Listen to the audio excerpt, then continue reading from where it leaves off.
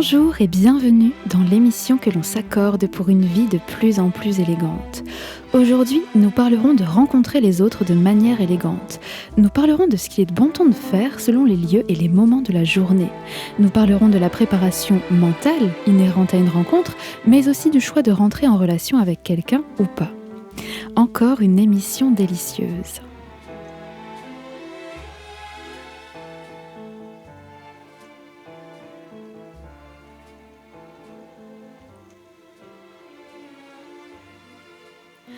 Vous entendrez peut-être la pluie. Je vous enregistre mon émission dans les fjords de Norvège aujourd'hui. Et le soleil nous a fait faux bon, ma foi. La pluie a son charme aussi. L'équation du jour est la suivante. Comment discerner convenablement le meilleur moment pour une rencontre? Comment l'anticiper de manière élégante tout en étant à la hauteur? À la hauteur de l'interlocuteur, à la hauteur de la rencontre, mais surtout à la hauteur de soi-même. Cette équation englobe absolument toutes les valeurs et tous les piliers de l'élégance. La sociabilité, le respect de soi et des autres, la distinction, l'harmonie, l'équilibre, le charme, la grâce, et j'en passe.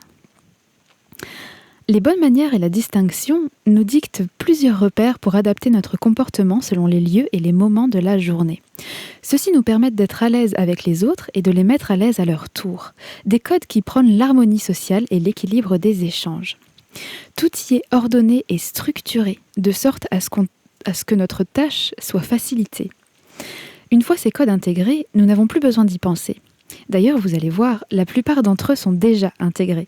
Une fois de plus, il s'agira de déchiffrer tout cela pour y être encore plus à l'aise, pour que nous parlions de la même chose et que nous soyons sur la même longueur d'onde. Cela nous évite de tout mélanger comme c'est beaucoup le cas aujourd'hui. Aujourd'hui, beaucoup ne comprennent pas pourquoi on fait des choses d'une manière précise et au lieu de chercher à comprendre, ils préfèrent les remettre en question et faire comme bon leur semble. Résultat, quand chacun fait comme bon lui semble, le bon sens n'étant pas une qualité partagée par tous, puisqu'il est de facto propre à chacun, tout part à volo et tout le monde finit par se plaindre. Quel dommage! Il aurait simplement suffi de chercher un peu le sens des choses. Concernant les lieux, nous pourrions d'abord différencier les milieux formels et informels, comme nous l'avions déjà fait dans l'émission sur la présentation de soi, l'émission numéro 7 si je ne m'abuse. Nous avons vu que les milieux formels et informels ne se résumaient pas aux milieux personnels versus professionnels, mais que c'était bien plus large que ça. Nous avions vu aussi que les milieux informels étaient tout simplement plus décontractés et moins protocolaires que les milieux formels. Mais ceci étant dit, nous ne pouvons pas faire n'importe quoi dans le milieu informel non plus, sinon cela serait malaisant. C'est de ça que nous allons parler. Commençons par les lieux que nous fréquentons. Les lieux sont structurés de sorte que si c'est tel lieu, ce n'est pas un autre. Il y a des codes pour tel lieu et ils seront différents dans un autre. De façon à bien distinguer nos différents modes de vie, en fait. Nos différents modes de vie et nos différents moments de vie. Dans le sens où, quand on est en ville, on n'est pas à la campagne. Et quand on est en week-end, on n'est pas au bureau. Il s'agit en fait de territoires différents. Des territoires qui définissent les différents rôles sociaux que nous tenons. Par exemple, dans un musée, vous êtes un visiteur. Dans un magasin, vous êtes un client.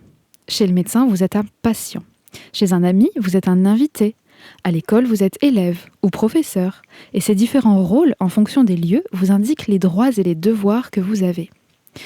Aujourd'hui, nous parlerons d'une politesse des lieux publics et des lieux privés. L'opposition de ces deux catégories de lieux est extrême. Et on n'a pas du tout le même comportement selon si on est dans un lieu privé ou dans un lieu public. Et c'est quand vous étudiez ça que vous comprenez le malaise qu'on peut ressentir dans les différents lieux par rapport à certains comportements. Pourquoi ces deux types de comportements sont très différents? Eh bien parce que dans un lieu public, notre comportement doit viser au maintien de la distance interpersonnelle et doit se fonder sur l'écart et la réserve.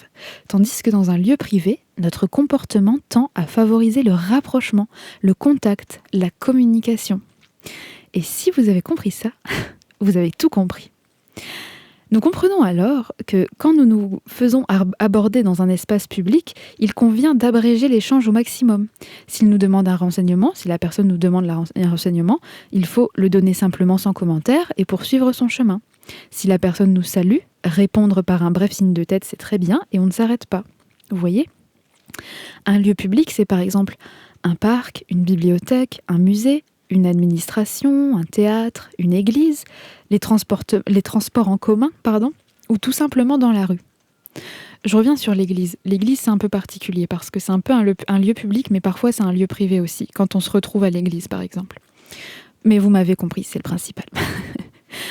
En revanche, si quelqu'un nous aborde lors d'une soirée chez des amis, lors d'un cocktail ou d'une quelconque soirée privée, ce qu'il convient de faire, c'est d'accorder un minimum d'attention à cette personne, lui manifester de l'intérêt, converser un peu avec lui. Vous voyez ? Envisager de créer du lien, si cela est pertinent bien entendu, mais au moins l'envisager. Voilà ce qu'il convient de faire, et voilà pourquoi les gens se méfient quand on les aborde dans la rue. C'est tout à fait normal, et c'est une réaction fondée. Le fait est que, dans les lieux publics, ouverts à tout le monde, rien ne vous garantit qu'un inconnu ne deviendra pas importun, ou ne se révélera pas compromettant, vous voyez ? Alors que dans un lieu privé, les inconnus sont en fait des invités, et ils sont en quelque sorte sélectionnés. Donc, on court peu de risques, en fait, en leur accordant notre attention et notre considération, vous comprenez ? Se méfier dans la rue, c'est tout à fait normal. Et on comprend tout à fait pourquoi. Il ne convient pas d'être amical d'emblée avec un inconnu dans la rue et de vouloir créer du lien avec lui tout de suite, vous voyez ? Un peu de pudeur et de réserve fait beaucoup de bien à tout le monde, croyez-moi. Croyons tout de même au pouvoir de la rencontre fortuite. Ça, il n'y a pas de problème avec ça. Je ne suis pas en train de dire qu'il ne faut pas créer de lien avec quelqu'un parce qu'on l'a rencontré dans la rue. Vous voyez, c'est pas du tout ça que je suis en train de dire. J'en appelle à votre bon jugement. Néanmoins, comprenons l'importance de la réserve dans les lieux publics. C'est important.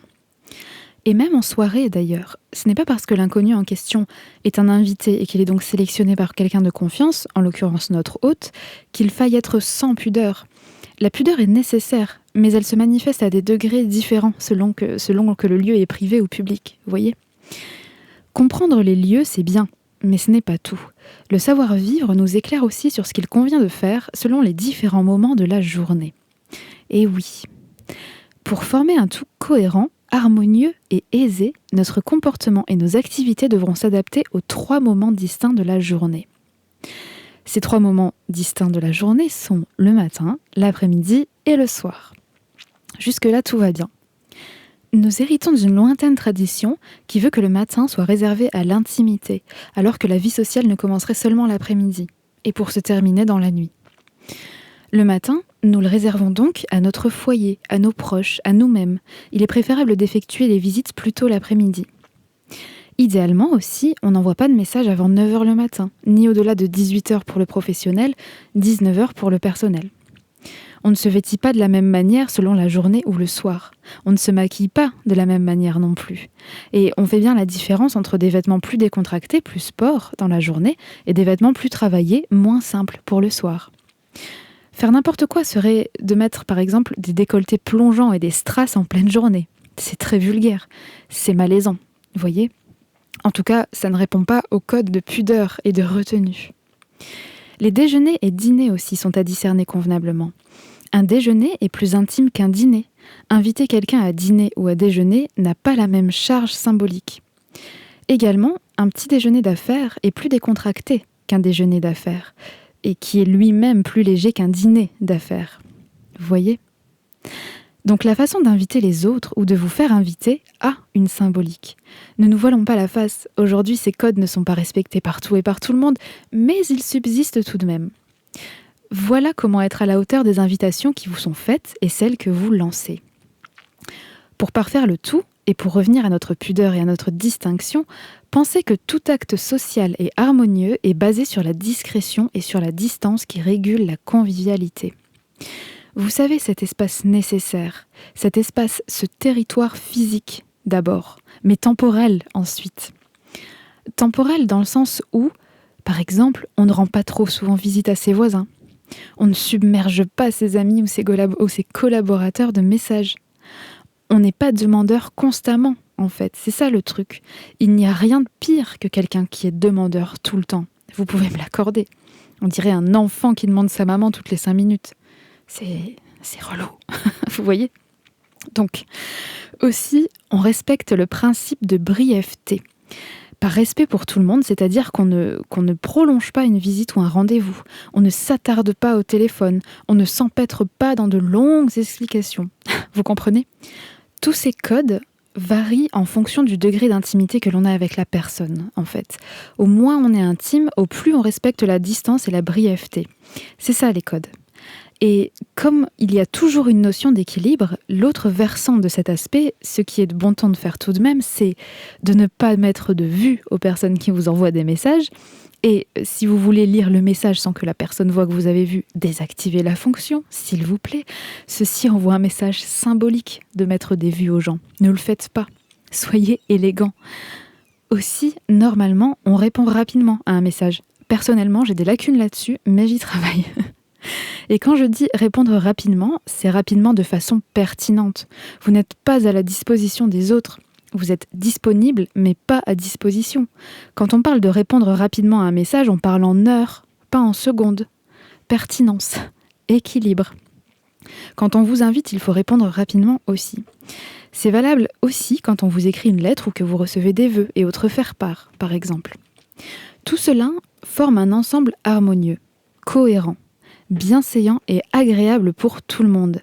Ça, c'est le principal. Vous voyez ? Nous avons beaucoup parlé du comportement.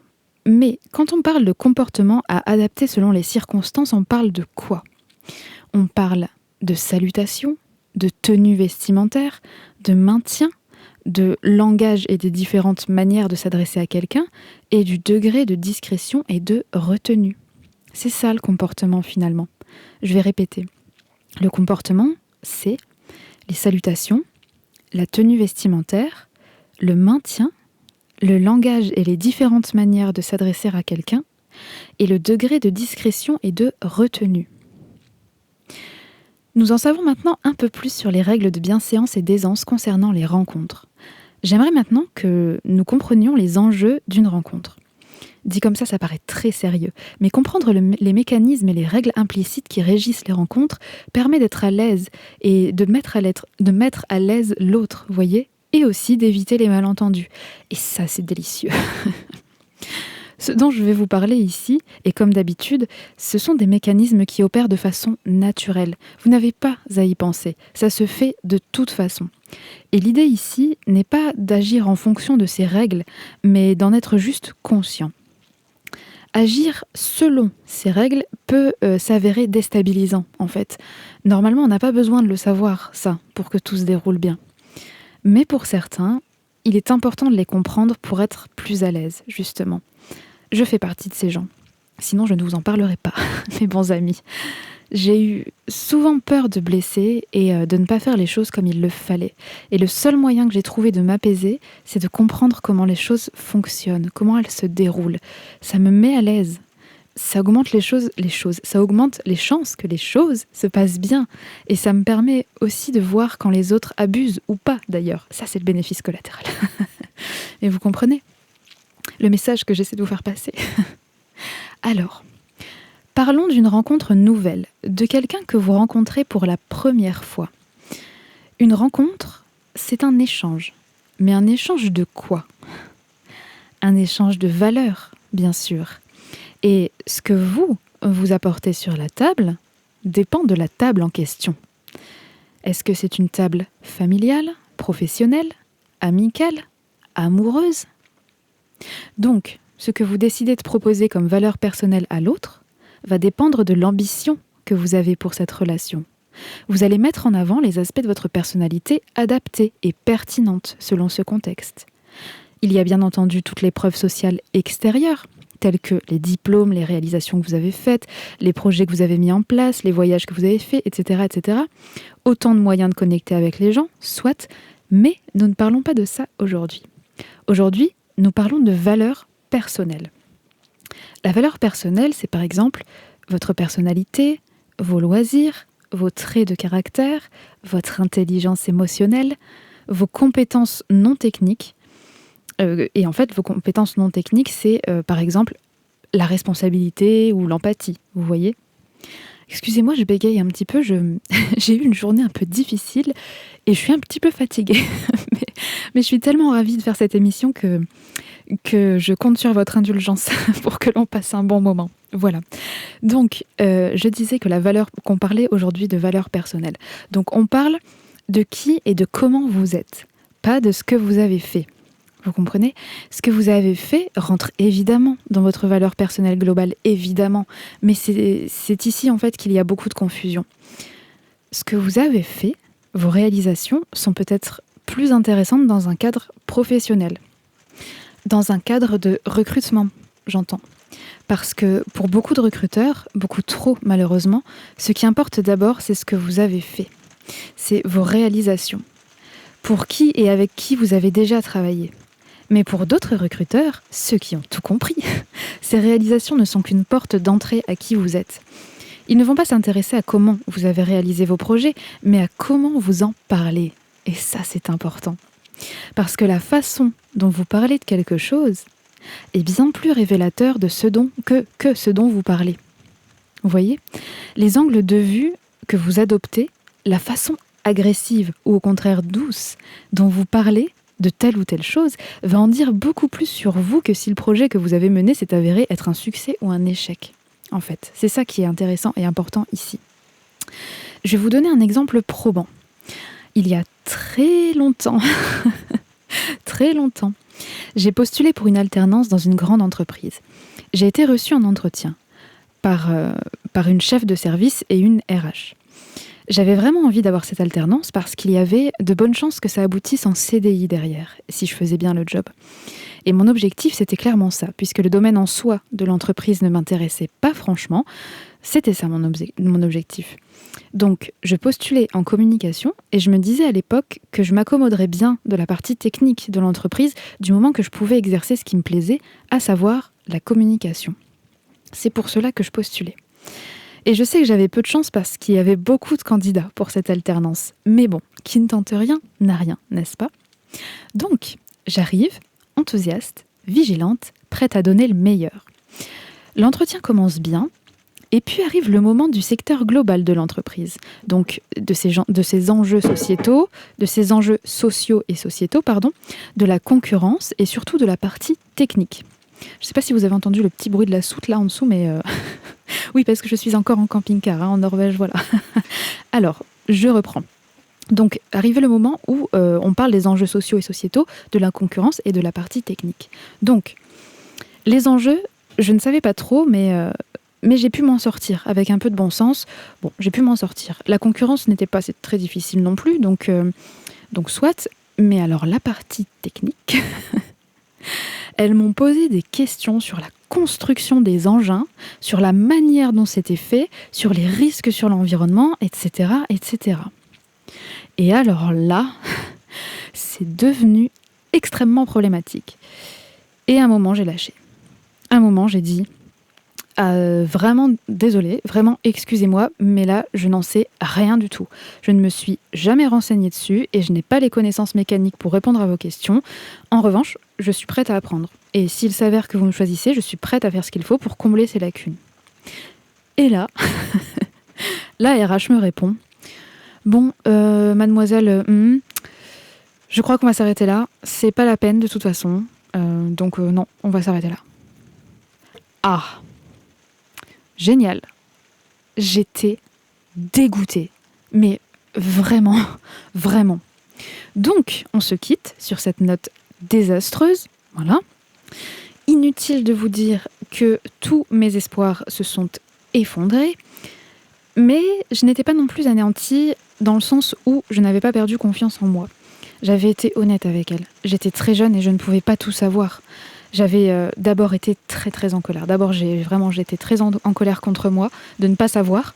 Puis, après, j'ai été en colère contre elle de m'avoir posé ces questions. Mais finalement, au bout de tout ça, je m'étais respectée. Je ne savais pas quoi répondre à leurs questions, c'est tout. À leurs questions techniques, je ne savais pas. Et oui, il m'est passé par la tête de me dire « Punaise, j'aurais dû au moins savoir ça. » Et puis le jour où j'étais embauchée, si ça marchait, eh bien, j'aurais appris. Mais là, je suis passée pour une ignare. Voilà, c'est ce qu'on se dit à l'époque quand on est jeune et qu'on rate quelque chose comme ça, quelque chose qu'on veut vraiment. Le monde s'écroule un peu, mais bon, ça va, je me suis vite relevée, donc tout va bien. Parce qu'en fait, je me disais bien que ça faisait pas de moi quelqu'un de moins bien, en fait, tout simplement. Oui, j'aurais dû peut-être me renseigner un peu plus en profondeur pour avoir le poste, voilà, c'était une occasion manquée. Mais en même temps, il y avait tellement de choses à savoir, j'aurais été incapable de savoir tout ça, vraiment. Bon, bref, j'étais dégoûtée, mais je me disais qu'au plus vite je passerais à autre chose, au mieux ce serait. Et que de toute façon, il serait bien mieux, ces gens, avec un candidat qui saurait tout ça, en fait. Et voilà, comme je vous dis, quand on est très jeune, des échecs comme ça, c'est dur. Et ça remet beaucoup de choses en question, mais bon, c'est tout. Mais l'histoire n'est pas terminée.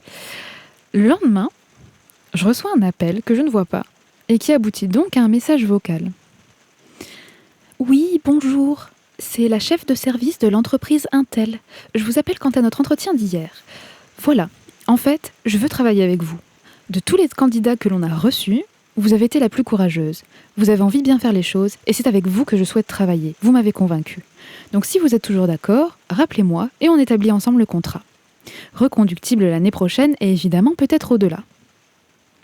Fin du message. Et là, je crois que j'ai expérimenté un état de sidération. Et j'ai compris, en fait.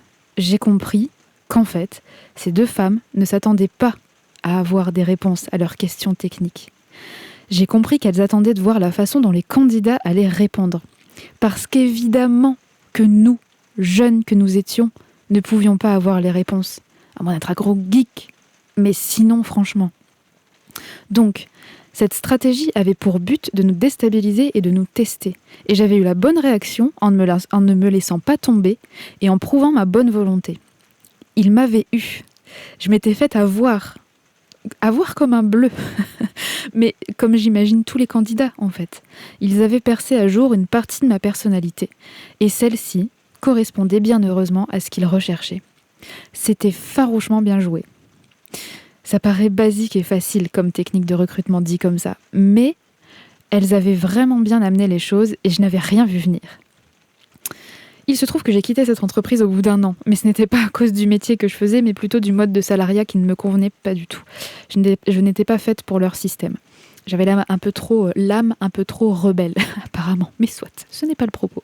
Donc, le principal, c'est que vous compreniez le message que je souhaite vous faire passer concernant les rencontres. Le plus important, quand vous rencontrez quelqu'un, ce n'est pas ce dont vous allez parler, mais comment vous allez le faire. C'est comment vous allez traduire votre personnalité, vos loisirs, vos traits de caractère et votre intelligence émotionnelle. C'est ça qui résonne avec l'âme des gens. Ce n'est pas tant les choses que vous faites, c'est comment vous les faites. Et si vous avez la même manière d'aborder, par exemple, le tir à l'arc que quelqu'un qui aborde les échecs, vos deux personnalités résonneront ensemble. Si vous êtes dans l'ultra-compétition dans l'équitation, alors que votre interlocuteur pratique l'équitation de manière exclusivement conviviale, vous n'allez jamais vous entendre. Vous comprenez l'idée ? Et un humain, il a un radar à ça. On ressent les choses. Alors c'est peut-être pas conscient, mais c'est aussi pour ça qu'on parle d'atome crochu ou non. Vous voyez, c'est cette espèce de résonance qu'il y a. Et cette résonance, en fait, elle est là. Elle est dans la façon dont on fait les choses et la façon dont on pense les choses. Vous comprenez ? Sachez que donc, dans une relation, il y a toujours un échange implicite de valeurs. Et donc, inconsciemment, que vous vous posez certaines questions. Ces questions, je vais vous les donner. Ça peut paraître opportuniste, mais ça ne l'est pas du tout. Ce sont des questions normales que nous nous posons, et même sans le savoir. Et si vous êtes au clair avec ces questions, ça peut éviter beaucoup de malentendus et de malaise. Ces questions sont les suivantes. Premièrement, qu'est-ce que j'ai à offrir à cette personne ? Qu'est-ce que j'ai à offrir à cette personne et qu'est-ce que je veux offrir à cette personne ? Aussi, qu'est-ce que j'ai à offrir à cette personne mais que je ne veux pas offrir à cette personne ? Vous voyez ? Je ne sais pas, moi, votre capital social, votre capital esthétique, votre capital relationnel, vous voyez ? C'est possible. La deuxième question, qu'est-ce que l'autre cherche chez vous ? Cherche-t-elle un partenaire de vie, un conjoint ? Cherche-t-elle des amis ? Cherche-t-elle simplement à faire bonne figure dans un événement, par exemple ? Cherche-t-elle un public et de l'attention ? Cherche-t-elle à simplement passer un moment agréable avec quelqu'un ? Cherche-t-elle à exercer un quelconque pouvoir ? Vous voyez ? Et bien sûr, qu'est-ce que l'autre a à offrir ? Qu'est-ce que l'autre personne a à offrir, mais qu'elle ne veut pas offrir ? Ça, c'est la troisième question. Et la quatrième, qu'est-ce que nous recherchons chez l'autre ? Donc, je récapitule ces petites questions implicites qui nous taraudent à chaque rencontre, même si c'est inconscient. Premièrement, qu'est-ce que j'ai à offrir à cette personne que je veux ou pas offrir? Deuxièmement, qu'est-ce que l'autre recherche chez nous? Troisièmement, qu'est-ce que l'autre a à offrir mais qu'elle ne veut pas offrir? Et quatrièmement, qu'est-ce qu'on cherche, nous, chez l'autre? Et d'un coup, tout devient plus clair. Notre ambition plus ce que l'on va percevoir de l'autre égale le potentiel d'une relation. Ça, c'est important et je vais le répéter. Notre ambition plus ce que l'on va percevoir de l'autre égale le potentiel d'une relation. Et nous, humains, misons uniquement sur le potentiel d'une relation. Vous voyez ? Retenez bien cette formule. Voilà comment se déroule subtilement le mécanisme d'une rencontre. Sachez-le, oubliez-le, intériorisez-le, mais en tout cas, soyez au courant. Et être au courant n'a pas vocation à stresser ni à contraindre, mais bien à libérer. En effet, il n'y a pas de recette à suivre ou de case ou d'étape à cocher. Il y a juste à vivre, à ressentir la rencontre dans toutes les cellules de notre corps. C'est tout ce que l'on a à faire. C'est tout. Si vous le faites avec humilité, parce que vous êtes un être élégant et raffiné, tout se passera de la meilleure façon possible. Vous voyez ? Je rappelle rapidement que l'humilité n'est pas se placer en dessous des autres. L'humilité, c'est de ne pas se mettre au-dessus des autres. Parce que personne n'est au-dessus de personne, en fait. Et comme vous êtes élégant, vous ne pratiquez pas non plus la fausse modestie. La fausse modestie, c'est se dévaluer intentionnellement dans l'unique but de s'attirer les compliments. Et ça, c'est moche. Et tant qu'on y est, je vais rappeler la différence entre l'humilité et la vraie modestie. La modestie est une convention sociale. C'est savoir faire preuve de retenue et de mesure devant les autres. La modestie intervient quand on est avec d'autres personnes. Vous comprenez ? Alors que l'humilité, c'est une qualité plus profonde, une qualité personnelle plus profonde. C'est de ne pas se sentir au-dessus des autres. Là, on ne paraît pas, c'est qu'on ne se sent, en nous-mêmes, carrément pas au-dessus des autres. Ni en dessous, d'ailleurs.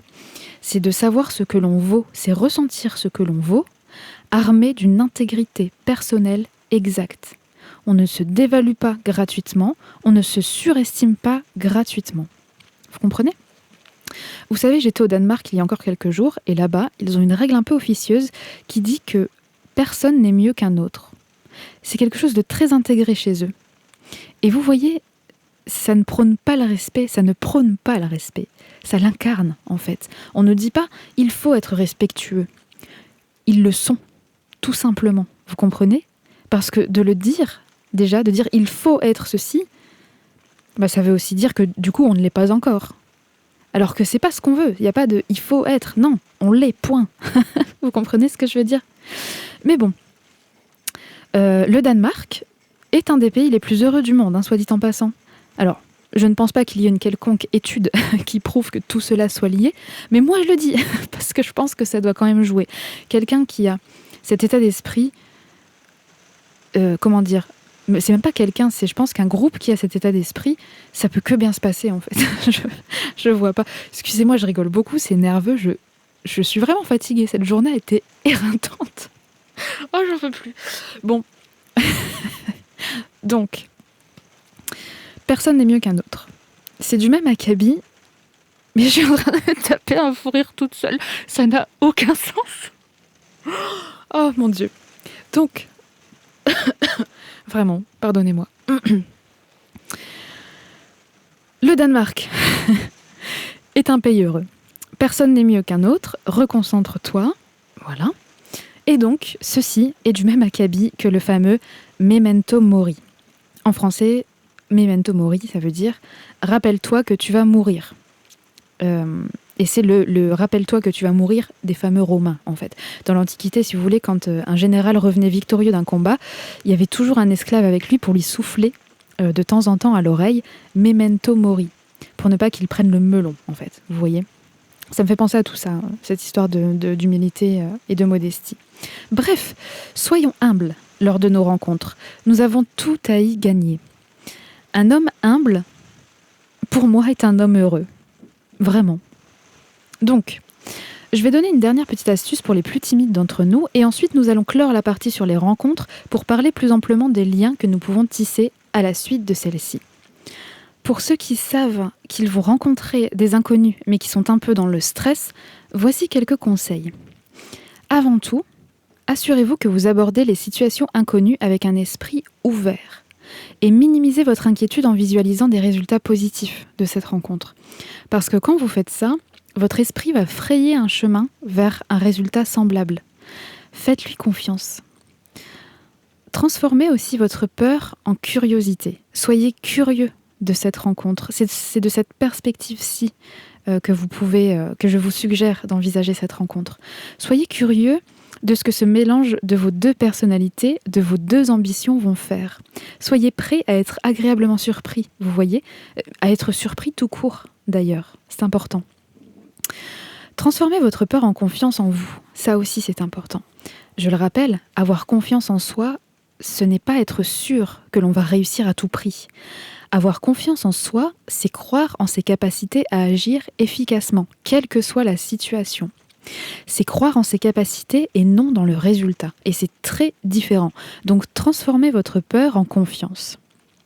Aussi, si vous êtes timide, soyez timide. La timidité n'est pas une mauvaise chose. La timidité, c'est mignon. Ça rend plus vigilant. Ça rend plus prudent aussi parfois. Ça génère des émotions qu'il est très intéressant de vivre, la timidité. Vivez ces émotions. C'est tellement intense.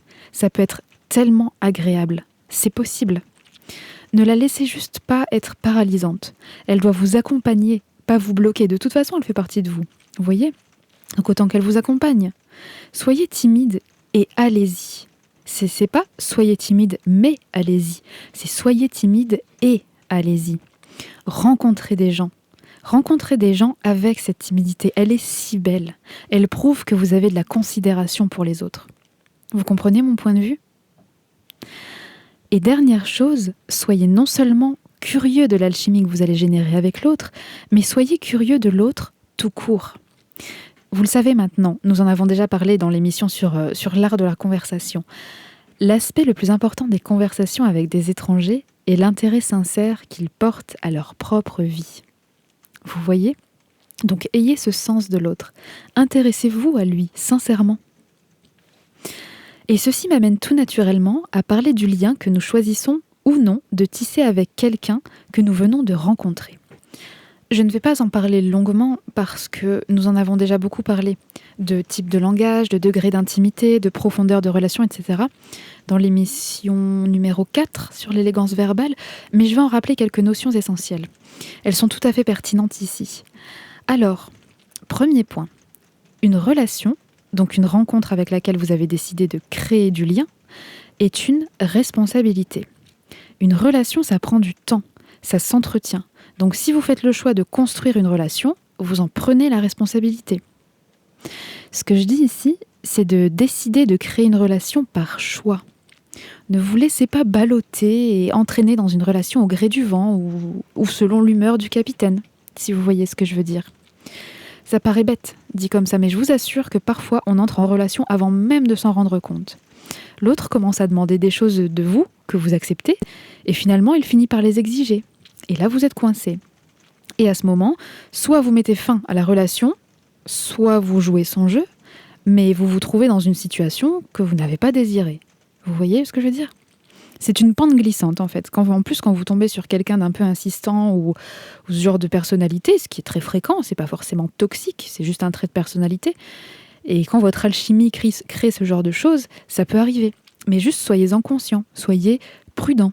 Je ne vous dis pas d'être méfiant à tort, je vous suggère juste d'être prudent. Vous voyez ? Donc soyez vigilant quand vous rencontrez quelqu'un. Et que les rencontres avec cette personne commencent à se multiplier. Soyez clair avec vous-même. L'intégrité personnelle, l'élégance. Rappelez-vous. Second point, si vous choisissez d'entrer en relation avec quelqu'un, comment est-ce que ça se manifeste ? Eh bien, le lien dans une relation, c'est le rapport de confiance que vous entretenez entre vous deux. Et au cœur de ce rapport de confiance, il y a le temps. C'est pour ça que je vous disais tout à l'heure qu'au bout de plusieurs rencontres avec une personne, on commence à entrer en relation, qu'on le veuille ou non, parce qu'on commence à passer du temps avec lui, vous voyez ? Et si vous voulez contrôler le rythme de la relation, il faut contrôler le temps passé ensemble. Que vous vouliez ralentir ou accélérer le rythme, vous voyez par exemple d'une relation, et il est bien question de rythme ici, et donc de temps. Le temps passé avec quelqu'un reflète la proximité que vous avez avec lui. Donc si quelqu'un sollicite votre temps, eh bien il sollicite une relation. Et là je parle bien de temps passé ensemble de manière personnelle, bien sûr. Si votre manager vous sollicite pour passer du temps ensemble, c'est pas forcément pour créer une relation. Vous voyez ce que je veux dire ? Donc, passer du temps ensemble, c'est découvrir l'autre à travers des conversations ou des activités. C'est ça, passer du temps ensemble. Les activités, ça peut être des activités sportives, allant de la simple marche à la danse, par exemple. Ça peut être des repas, des goûters, des pique-niques. Ça peut être des sorties culturelles, bien entendu. Des musées, des théâtres, opéras, concerts, cinéma et j'en passe.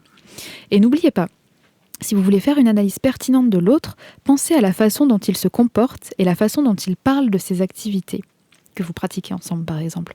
Ne pensez pas tant au contenu, mais bien à la façon d'être, à la réelle valeur sociale de la personne. Comment aborde-t-il les autres ? Avec empathie ? Dédain ? Moquerie ? Quelle volonté met-il dans les activités ? Essaye-t-il sincèrement ? Avoue-t-il ses faiblesses ? Est-il téméraire ou timide, par exemple ? Comment gère-t-il la frustration ? Est-il bon joueur ? Est-il rageux ? Est-il agressif ? Comment réagit-il à l'inattendu, à l'incertain, à la non-planification ? Vous voyez ? Tout cela, c'est bien plus important que de savoir si vous allez jouer au cricket ou monter à cheval. Vous voyez ? Quant à vous, n'oubliez pas, tout ce que vous lui donnerez n'est pas comme un cadeau qu'on lui donne et puis c'est fini. Non, ce n'est pas seulement un cadeau que vous lui faites. Tout ce que vous lui donnez est en fait l'expression de qui vous êtes, vous. C'est un cadeau que vous vous faites à vous, d'abord. C'est vous qui expérimentez d'être élégant, attentionné, généreux, attentif, agréable. C'est vous qui en faites l'expérience. Vous voyez ? Créez tout le prestige que vous souhaitez insuffler à la relation. Ne soyez pas dans l'attente. Créez-le, créez le prestige et laissez-le s'épanouir à la lumière de l'alchimie qu'il y a entre vous deux. Voilà un esprit élégant et culte. Terminons à présent avec le rapport de confiance. Maintenant que nous avons parlé prestige, parlons de pouvoir. Le vrai pouvoir d'une relation, c'est la confiance. Une relation pourra être agressée et malmenée de toutes parts. Si c'est une relation de confiance, personne ne viendra la briser. La confiance est le socle d'une solide relation. Comment vient la confiance ? Parce qu'elle ne vient pas seulement dans les moments désastreux. Dans les moments désastreux, on y est confronté de fait. Mais bien heureusement, nous ne sommes pas obligés de vivre de tels moments pour construire une bonne confiance au sein d'une relation. On dit aussi que la confiance vient avec le temps. Mais pour de vrai, il ne faut pas tant de temps que ça pour comprendre si l'autre est digne de notre confiance ou pas. Il s'agit juste d'avoir une analyse précise et exacte. Et je vais vous donner cette grille d'analyse. Elle est précieuse, mais comme vous, mes chers auditeurs, êtes des gens précieux à mes yeux, je vous la donne avec joie. Mais avant de vous la donner, il faut surtout garder ceci en tête. On ne peut pas analyser en une seule fois, il faut plusieurs fois pour avoir une vision globale correcte. Ensuite, quand votre analyse sera faite, restez ouvert. On en a déjà parlé. Un jugement strict enferme l'esprit. Donc soyez d'accord avec le fait d'avoir une vision globale de la personne, mais surtout restez ouvert. Restez ouvert à être surpris, dans le bon comme dans le mauvais sens, dans les deux. Votre jugement, votre analyse doit uniquement servir de tremplin à vos prochaines interactions. Et ça ne doit pas servir à enfermer quelqu'un dans une case, dans une geôle, en fait. Surtout, respectez-vous. Ayez la volonté d'avoir du discernement. Si cette rencontre crie au drapeau rouge, au fameux red flag, mettez un terme à cette fichue relation. Écoutez-vous pour de vrai. Ne tombez pas dans le piège de « Oh, ça va, je pense pas qu'il soit comme ça », juste parce que cette personne a un joli minois. Ouvrez vos mirettes, mes bons amis. Soyons lucides et intelligents. Relevez les signes de possessivité, de manipulation, de mensonge. Vous ne vous en porterez que mieux dans quelque temps, je vous l'assure. Donc en gros, restez ouvert mais pas naïf.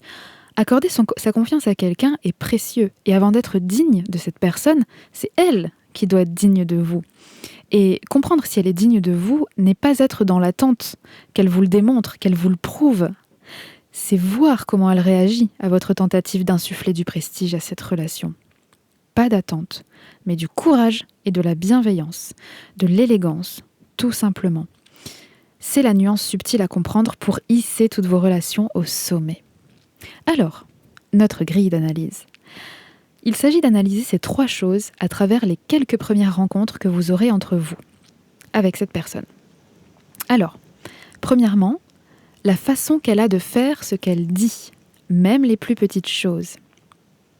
Ensuite, la façon qu'elle a d'être honnête avec ses propres limites. Ok ?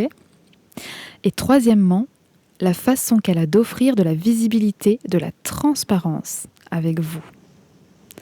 Je vais répéter et vous allez l'ancrer dans votre esprit. Première chose à analyser, la façon qu'elle a de faire ce qu'elle dit, même les plus petites choses. La façon qu'elle a d'être honnête avec ses propres limites. Et la façon qu'elle a d'offrir de la visibilité, de la transparence avec vous. Voici les 3 choses à analyser.